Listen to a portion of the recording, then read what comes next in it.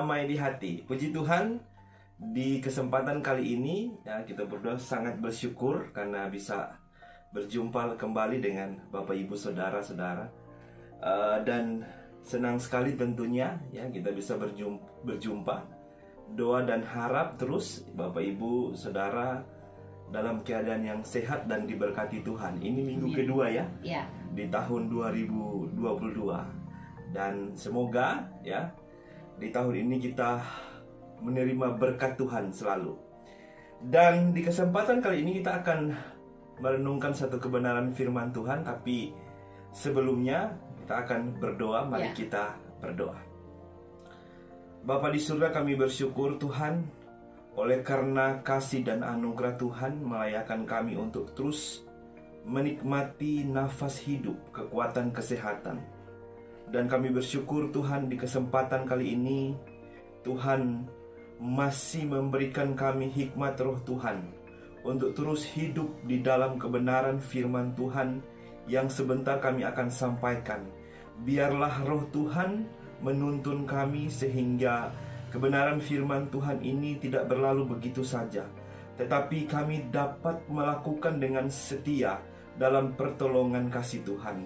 Terima kasih Bapa di surga. Kami berdoa juga untuk para pendengar akan perenungan firman Tuhan saat ini.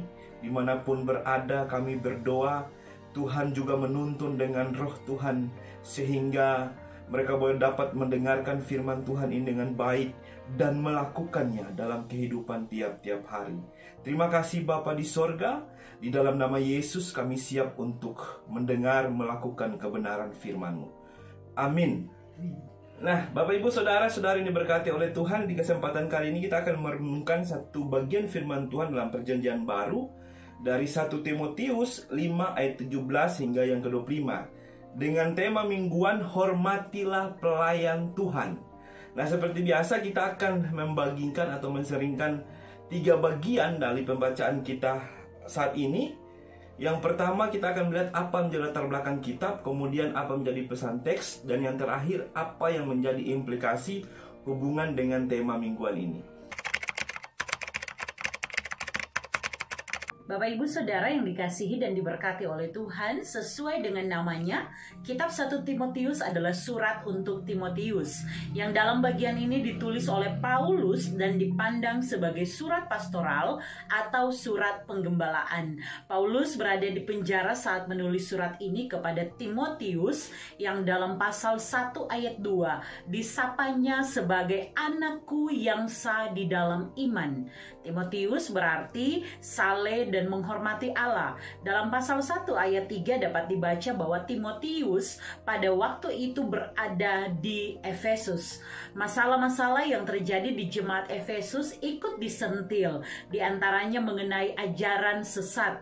Dapat dibaca pada pasal 1 di mana Timotius memang didesak oleh Paulus untuk menasihatkan orang-orang tertentu yang mulai mengajarkan ajaran lain yang tidak sesuai dengan Injil Kristus, yang bukan ajaran keselamatan sebagaimana yang seharusnya menjadi pokok pemberitaan dan pengajaran. Masalah lain di Efesus adalah perilaku para pemimpin dan anggota gereja. Paulus mengajarkan bahwa keselamatan tidak diperoleh dari perbuatan baik, tetapi karakter ilahi dan perbuatan baik itu adalah buah dari orang Kristen yang diselamatkan oleh kasih karunia Allah. Paulus juga memperingatkan semua pendeta dan pemimpin gereja untuk dapat berperilaku dengan rendah hati, bermoral tinggi, dan tidak memusatkan hati pada kekayaan.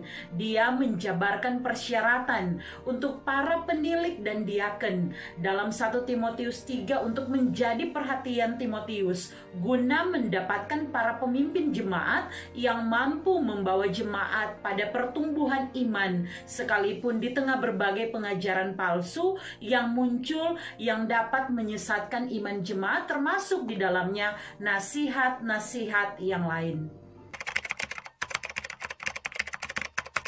Bapak Ibu Saudara, teks bacaan kita hari ini dalam 1 Timotius 5 ayat 17-25 dapat kita bagi menjadi beberapa bagian penting.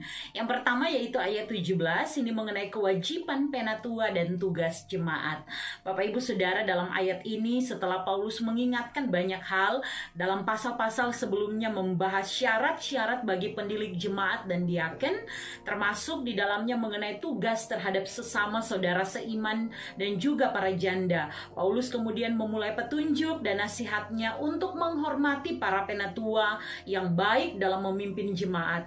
Para penatua yang diangkat menjadi pemimpin jemaat yang telah berjeri lelah dalam berkhotbah dan mengajar. Menghormatinya 2 kali lipat artinya ikut mencukupkan kebutuhan mereka secara serius, karena mereka telah memberi persembahan hidup yang baik dalam pelayanan yang mereka lakukan. Penatua yang baik pimpinannya secara langsung juga menunjuk bahwa di Efesus ada pula para penatua yang tidak sungguh-sungguh dalam menjalankan pelayanan, tidak berjeri lelah dalam pelayanan, namun bagaimanapun kualitas pelayanan yang mereka lakukan, mereka tetap harus dihormati. Yang membedakan hanya mereka dihormati sekadarnya dengan yang berjeri lelah yang harus dihormati 2 kali lipat, di mana semua penatua bisa mengajar, namun tidak semua cakap dalam mengajar. Ini dapat kita bandingkan dengan yang ada di pasal 3 ayat 2. Atau tidak semua penatua memimpin dengan luar biasa, yang juga dapat dibandingkan dengan pasal 4 ayat 6 sampai yang ke-7. Nah, 2 kali lipat ini dari kata diplous atau menggunakan double honor, artinya penghormatan ganda, yaitu memberi sungguh-sungguh dengan bermurah hati, dengan respek kepada mereka yang telah bekerja memimpin jemaat. Nah, mari kita lihat selanjutnya di sini di ayat 18 ya, yaitu mengenai bekerja pasti mendapat upah. Nah, perkataan Paulus dalam ayat 18a ini dikutip dari Ulangan 25 ayat 4. Maksudnya untuk menguatkan prinsip moral yang menasihatkan bahwa jemaat jangan sampai menutup mulut para pemimpin di mana mereka memberitakan kebenaran, namun sebaliknya mendukung para pelayan untuk secara bebas menyampaikan isi hati Tuhan atau kehendak Allah dalam pelayanan mereka. Nah, sikap ini adalah bagian bahwa jemaat juga mengambil bagian dalam kerja pelayanan, yaitu agar Injil Kristus diberitakan tanpa takut kepada siapapun. Selanjutnya ayat 18b, Paulus juga mengutipnya dari perkataan Injil bahwa seorang yang bekerja harus mendapatkan upah. Upah di sini bukan hanya berupa materi, tapi juga penghargaan atau menghargai mereka yang telah bekerja dalam pelayanan, menghormati bukan menyepelekannya. Upah juga berarti mau mendukung kerja pelayanan. Upah juga jelas menunjuk pada materi yang bisa misalnya dengan nama-nama yang ada ya, berupa tunjangan, gaji, honorarium, pemberian kasih atau apapun itu, yang jelas semuanya diberikan dengan sikap hati yang hormat. Selanjutnya ayat 19 sampai 20 mengenai menasihati dan menegur bukan menuduh. Dalam ayat 19 sampai 20 ini Paulus menasihatkan Timotius agar dapat menyaring semua informasi dari jemaat yang diterima mengenai para penatua. Mengingat memang banyaknya penyesat, maka dalam membedakan orang yang membawa ajaran palsu atau ajaran sesat dengan yang mana yang adalah pengajaran sehat, maka perlu untuk mendengarnya dari saksi, juga agar kebenaran tidak dikacaukan hanya karena tuduhan yang tidak benar. Bagi Paulus penting juga menegur orang yang berbuat dosa, apalagi penatua, di depan banyak orang atau jemaat, agar yang lainnya bisa belajar dan ikut menjadi takut dengan melihat konsekuensi dari kesalahan yang diperbuat. Ini menjelaskan bahwa jangan sampai umat melakukan dosa, karena dosa akan membawa hukuman yang serius, termasuk rusaknya hubungan dengan Tuhan, tapi juga hubungan dengan sesama. Ya, karena pasti malu jika ditegur di depan umum. Nah, pada bagian ini Paulus sedang mengingatkan Timotius mengenai bagaimana hidup berjemaat, mengingatkan pentingnya saling menasihati, etika menegur orang yang berbuat dosa, dan jangan sampai melemparkan tuduhan yang kebenarannya belum bisa dibuktikan. Mengapa? Karena reputasi para penatua sangat penting, dan ini menjadi kesaksian gereja. Jika tidak dijaga, maka akan menjadi alat dari iblis untuk dapat merendahkan gereja itu sendiri. Mau jadi apa kan kalau orang so bilang penatua di situ kelakuan begini bla bla bla dan sebagainya. Ya, Bapak Ibu Saudara, maka ini termasuk sebuah nasihat agar para penatua dan pemimpin jemaat benar-benar dapat menjaga kekudusan hidup, menjauhi dosa dan terus menjadi teladan. Nah, selanjutnya kita melihat di ayat 21 sampai 22 di sini mengenai jangan bertindak terburu-buru. Pesan Paulus kepada Timotius di hadapan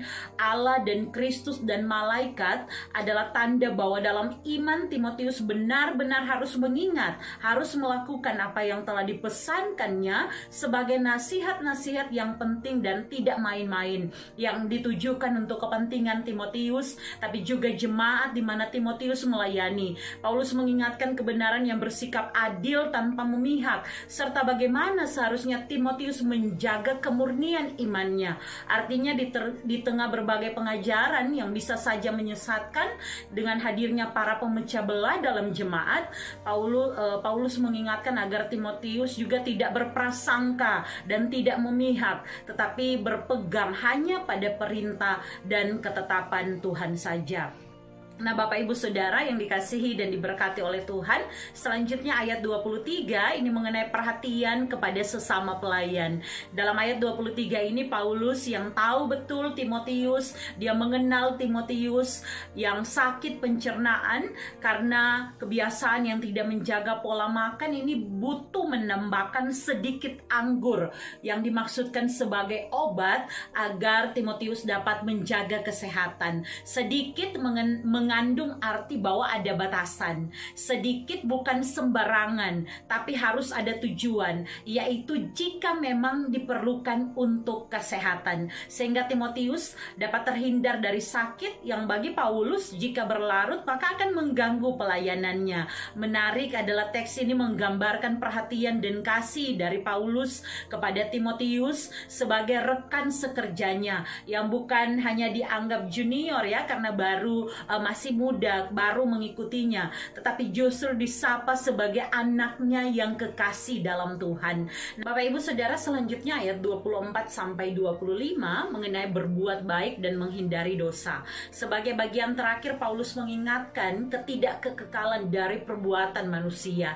Dosa tetap akan dinyatakan sekalipun itu dengan kuat disembunyikan. Sebaliknya juga dengan perbuatan dan maksud baik pasti akan nampak. Walau lama ya, walau orang mungkin tidak melihat perbuatan baik itu, karena Allah memegang kendali kehidupan. Dan bagi Paulus, Timotius perlu untuk mengingatkan jemaat yang ia layani agar terhindar dari perbuatan dosa, yaitu dengan tetap berbuat baik dan mengandalkan Tuhan. Bapak Ibu Saudara yang dikasihi dan diberkati oleh Tuhan, tema di sepanjang minggu ini mengenai hormatilah pelayan Tuhan. Ini memberi kita beberapa pesan. Yang pertama, kita harus bersyukur karena sebagai warga Gemim, kita semua bisa ada di periode yang baru ini dengan masa kerja pelayanan selama 5 tahun ke depan. Penatua dan diaken sudah mulai memantapkan program yang akan dijalankan di sepanjang tahun dan juga periode ini. Tugas pelayan khusus diantaranya diaken untuk pelayanan diakonia dan penatua dalam penataan pelayanan telah dan akan dimulai. Paulus mengingatkan melalui bagian ini bahwa ada tugas yang harus dilakukan, yaitu berkhotbah tapi juga mengajar serta menjadi pemimpin yang baik. Ini merupakan kewajiban dari seorang pelayan yang dipercayakan untuk memimpin jemaat, dan bahwa jemaat juga harus menghormati dalam arti mencukupkan kebutuhan mereka yang sungguh-sungguh memberi waktu, memberi tenaga dalam pelayanan. Menghormati berarti mendukung program pelayanan yang ada, mendoakan dan ikut berperan, serta dapat menunjang ya setiap program pelayanan sesuai dengan kehendak Tuhan. Melalui bagian bacaan minggu ini, saya pribadi juga menemukan bahwa berkhotbah dan mengajar ini menjadi sepaket agar jemaat bertumbuh dalam pengenalan dan pemahaman yang benar akan takut akan Tuhan. Jika jemaat takut akan Tuhan, maka sudah sudah pasti jemaat akan hidup dengan menghormati pelayan atau hamba-hamba Tuhan, dan juga dapat hidup penuh kasih dengan sesama. Hormat kepada pelayan khusus di sini yaitu mereka yang bekerja keras atau berjeri lelah dalam melayani tanpa pandang bulu, tanpa pilih-pilih orang sesuai kadar pendidikan atau status, tanpa pilih-pilih rumah yang dikunjungi sesuai standar besar atau kecil baru akan dilayani. Karena semua jemaat siapapun adalah sama dan memiliki hak untuk dilayani, sedangkan semua pelayan khusus memiliki kewajiban untuk melayani siapapun. Nah, Bapak Ibu saudara-saudari yang dikasihi dan diberkati Tuhan, yang kedua mengenai upah. Seorang yang tidak bekerja janganlah ia makan, dan sebaliknya seorang pekerja patut mendapat upahnya. Hal ini sangat alkitabiah. Berikanlah upah kepada mereka yang berjeri lelah dalam pelayanan. Bisa materi jika memang jemaat cukup, jika memang bisa diatur ya sesuai dengan anggaran jemaat, tapi juga bisa memberi mereka penghargaan dan dukungan, doa dan semangat. Sebaliknya kepada yang setengah-setengah bekerja, maka diperingatkan, ditegur dengan kasih, agar justru jangan menjadikan firman sebagai cara memperkaya diri tanpa mau berjeri lelah dalam pekerjaan pelayanan. Karena bukan rahasia bahwa banyak sekali hamba upahan di akhir-akhir ini yang berfokus pada uang, pada jabatan, pada harta, padahal tidak lagi melaksanakan kehendak Tuhan. Beribadah sekedar mengumpul persembahan rupiah saja, tetapi tidak mau mengenal domba-dombanya. Domba-domba yaitu jemaat Tuhan, tidak mau mendoakan jemaat dan pilih kasih dalam pelayanan. Namun pekerjaan pelayanan harus tetap dilakukan. Lalang tetap akan ada di antara gandum sampai waktunya. Maka disinilah pentingnya menjaga kemurnian iman sebagai seorang pelayan. Dan kemudian yang terakhir, ini yang ketiga yang menjadi pesan melalui bagian firman di hari ini, yaitu kita juga diingatkan agar tidak buru-buru menuduh, berprasangka buruk kepada orang lain, apalagi pelayan Tuhan, melainkan mau menasihati, suka berbuat kebaikan, serta belajar seperti Paulus yang mempedulikan teman sekerjanya, bukan baku cungkel, bukan menjadi pemecah belah. Paulus mengenal Timotius dan juga peduli akan kesehatannya. Perintah minum anggur menunjukkan kepedulian Paulus agar Timotius tidak sakit, tapi juga bisa punya selera makan dan kemudian segera sembuh. Ini bukan ajaran menjadi pemabuk, sehingga jangan memanfaatkan ayat ini dengan maksud jahat. Sebaliknya melalui bagian firman ini, kita bersama diajak untuk memelihara kasih persaudaraan sebagai umat Tuhan dengan saling menasihati, menegur, dan saling menghormati, terlebih khusus menghormati para pelayan yang ada di tempat kita bersama. Akhirnya di akhir perenungan ini, sebagai pelayan khusus Gemim, saya juga mau mengajak semua untuk bersama bergandengan tangan dalam kerja pelayanan kita ke depan. Lakukanlah dengan sungguh-sungguh bagi Tuhan. Doakan pelayanan ini agar nama Tuhan diperdengarkan. Saya membaca di dinding sebuah gereja, mungkin saja hidupmu adalah satu-satunya Alkitab yang dapat dibaca oleh mereka. Maka saksikan Kristus dan biar Dia yang memenuhi segala sesuatu dan yang memperlengkapi dan mencukupkan semuanya. Amin. Firman Tuhan. Ya, Bapak Ibu Saudara, inilah kebenaran firman Tuhan yang dapat kita sharingkan. Semoga jadi berkat bagi kita semua. Dan sebelum kita mengakhiri perjumpaan kita di saat ini, kita akan berjumpa nanti di minggu depan. Tapi sebelumnya kita akan menutup dengan doa. Silakan Tuti untuk berdoa. Mari kita berdoa. Bapa, di dalam nama Tuhan Yesus, terima kasih karena perkenanan-Mu kami boleh bersama berbagi kebenaran firman. Kami yang terbatas ini meminta hikmat Tuhan agar kami terus dituntun untuk melakukan kehendak-Mu. Terlebih khusus biar firman Tuhan yang boleh kami bagikan akan memperlengkapi setiap hamba-hamba Tuhan dalam persiapan pelayanan di sepanjang minggu ini. Terima kasih Tuhan, kami sangat terbatas. Kami kami minta Tuhan menolong kami semua, sehingga kehendak firman yang menjadi pegangan hidup kami untuk kami lakukan dan perkatakan kemana kami pergi dan melangkah. Bapa di sorga, kami berdoa untuk semua pendengar mereka yang sakit, biar disembuhkan, dipulihkan dalam nama Tuhan Yesus. Yang bergumul dalam beban pergumulan ekonomi, pergumulan keluarga dan pekerjaan, kami berdoa dalam nama Tuhan Yesus. Allah menjawab setiap doa dan permohonan mereka. Terima kasih Bapa di sorga, berikan kami kekuatan, berikan kami kesehatan, sehingga bersama sebagai anak-anak-Mu kami hidup saling mengasihi, saling menghormati, saling mendukung dalam perbuatan dan kasih. Terpuji nama-Mu Tuhan, kami sampaikan doa ini dalam nama Tuhan Yesus. Amin. Amin. Dan akhirnya sampai jumpa. Tuhan Yesus memberkati.